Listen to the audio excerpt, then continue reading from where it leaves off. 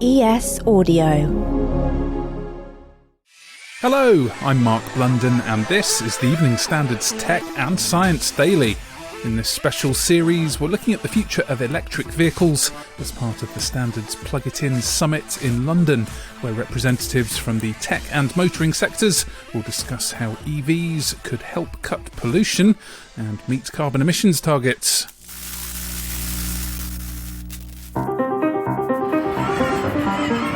That's Prince William test driving a 150 miles per hour off-road super EV on the racetrack in Scotland.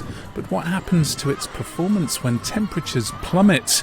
And can real-world motorists rely on getting a full battery's worth of range from a charge, no matter what the conditions? Let's ask one of the most knowledgeable Londoners on all of this, Dr. Billy Wu, Senior Lecturer at Imperial College London, an expert in electro-chemical energy technologies, who explains those temperature challenges hitting range and performance. In low temperatures, the battery just doesn't behave as good. First generation electric vehicles maybe took about 8 hours to fully charge. Now people want the convenience of a petrol car, and they therefore want fast charging. But one of the main degradation modes or failure mechanisms in batteries is something called lithium plating, where as you're charging the battery, you can cause tiny bits of lithium to form in your battery, and that can really cause the battery to fail rapidly, and we need to understand and mitigate that. And they're doing some interesting research at Imperial focusing on this. Some of the work that we do looking at making batteries last longer includes better thermal management systems. So as you use these batteries, they get hot, and how you dissipate the heat is really important. Also, how you control the batteries and how you use them can really influence their lifetime. And we've shown that if you're intelligent about how you operate these batteries, you can extend the lifetime by 50 to 100%. There's also the stop-start issues of city motoring. So what about maxing out the charge that we do have? If we're smart about it, lower that state of charge, we can actually stretch the lifetime by quite a bit. In fact, a lot of electric cars now give you that option where if you're just doing a normal city run around and you don't need the range that you would normally need, you can normally limit the state of charge, so store less energy there, and that extends the lifetime. However, if you do need to do that longer trip, then you can unlock some of that capacity, charge it fully up, you get larger range, and essentially get that functionality, but at the cost of lifetime.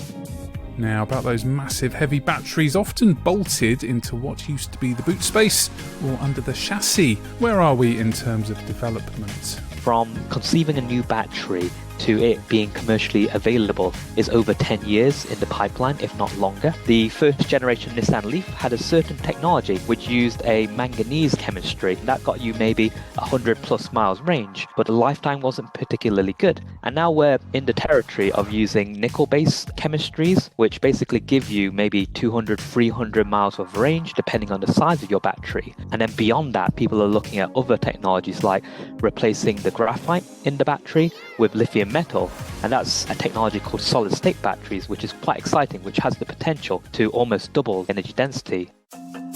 Right, let's go to the ads. In part 2, will we run out of batteries? Why not hit rate and follow in the meantime? Welcome back. One auto manufacturer is claiming 620 miles on a charge will soon be possible using next-gen lithium-ion technology.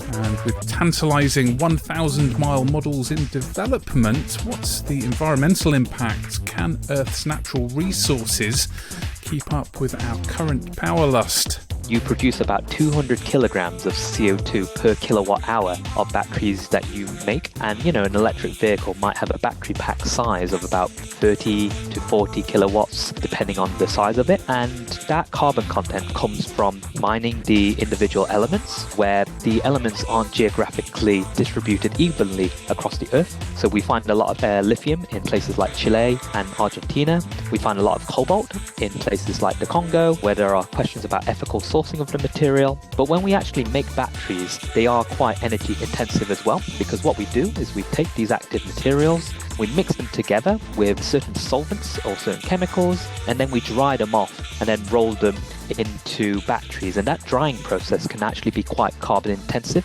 companies like Tesla are looking at trying to improve the sustainability of this by removing certain elements of the drying process. So they're looking at dry electrode manufacturing processes. So the big question is, with our technology right now, is government aspiration to go ice-free actually realistic? The UK are aiming to ban petrol and diesel vehicles by 2030 in terms of new vehicles. And the number of vehicles that would equate to, if you convert that into the number of batteries, people are forecasting that we simply don't have the material to enable that. So my opinion is that we should be trying to also downsize vehicles. That do we actually need a battery pack that can go 500 kilometers, whereas we only use that very sparingly. So I think there is an argument that not only do we need to electrify, but we also need to downsize and reduce consumption as well. You've been listening to a special episode in our series on EV technology. It's part of the Evening Standard's Plug It In campaign, and you can find out more information at standard.co.uk/plug it in. We'll be back tomorrow at 1 p.m. See you then.